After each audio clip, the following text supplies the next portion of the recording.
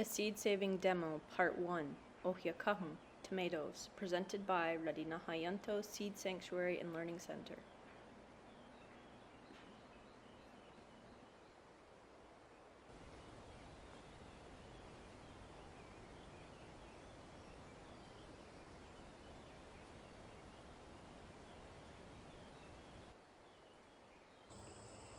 So we are going to extract some seeds from tomatoes. We've already picked some beautiful ripe tomatoes. This is a variety called Jubilee. So we've got some variation in size, but you can see they're all pretty similar color, shape. So we can stand to have some difference in size. That's okay. We've got a knife, a cutting board, a jar. We're going to squeeze the seeds into the jar. We've got some cheesecloth. You can use paper towel or coffee filter and just the ring for the jar. And we've got a spoon. We may or may not use the spoon, but we're going to cut the tomato and squeeze the seeds into the jar to let them ferment. So this is the first stage of saving seeds from tomatoes.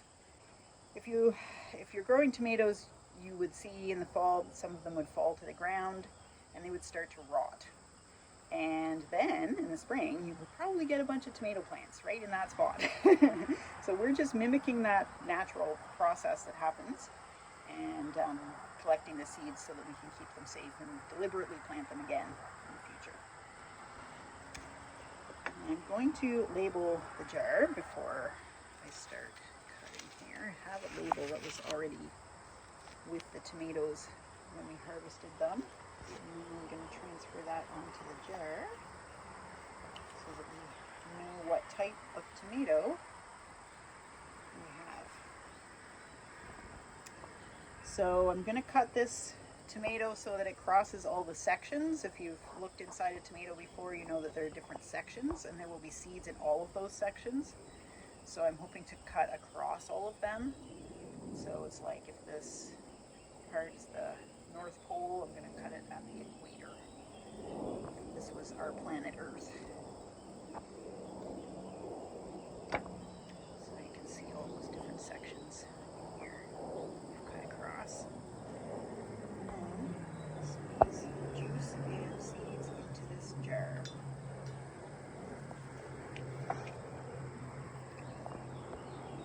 You can see that we do need the spoon.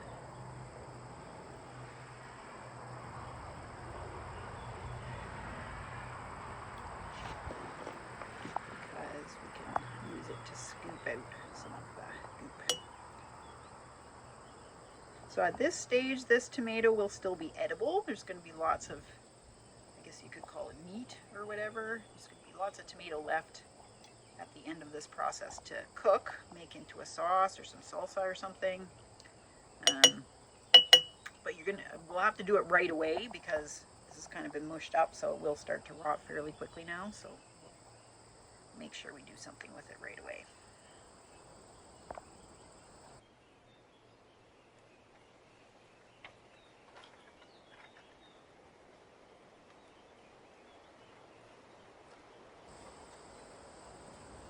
The tomatoes you do harvest when they're ripe for eating, which is a bit different than, not all crops are like that. Some crops you have to harvest, you have to wait a little bit past eating ripe to get ripe seeds, but these tomatoes will have ripe seeds.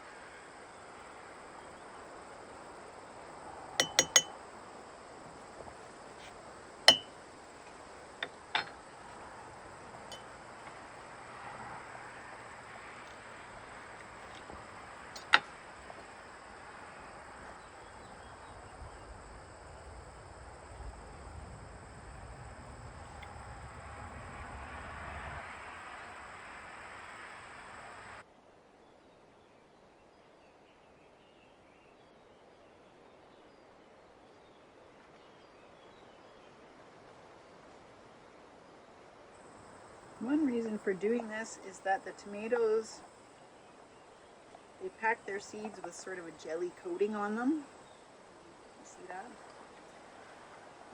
And that jelly coating has what are called germination inhibitors in it. So the mother plant doesn't want the seeds to germinate immediately because it knows that winter is coming.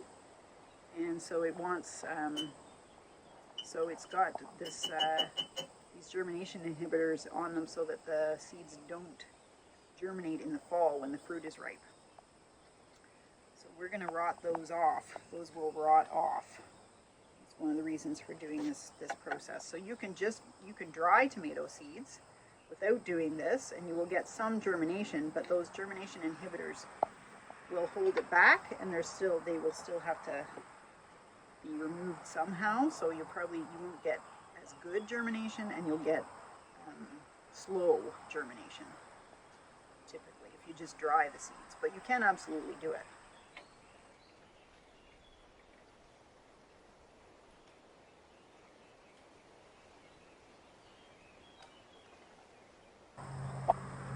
Tomatoes are mostly self-pollinating, which means the same flower can accept the pollen from itself, basically, and produce ripe seeds.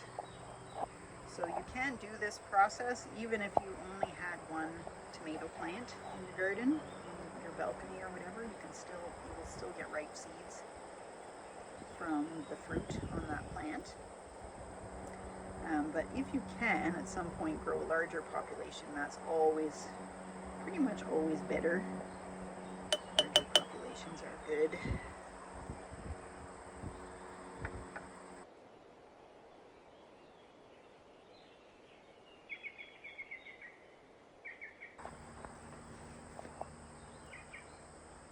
So once we have our fruit all cut up and squeezed into the jar, we want it to start to ferment.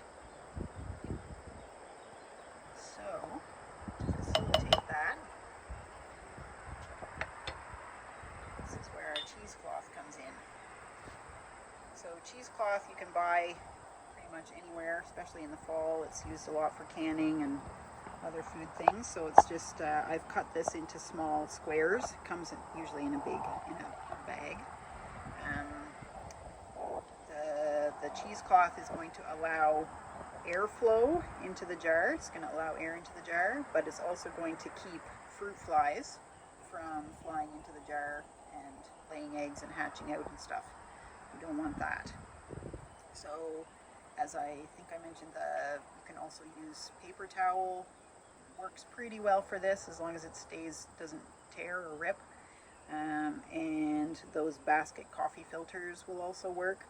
The great thing about those materials is that you can put them on the jar to cover it, and then like that, and then you can put the ring from these mason jars to secure it.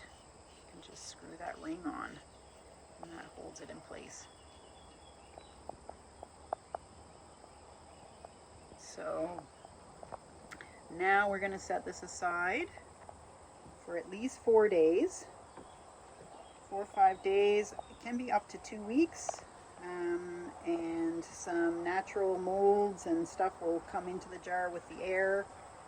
They'll start the fermentation process on these tomatoes, and after that amount of time you should see some nice mold in there, and you can clean and rinse your seeds and then dry them for storage.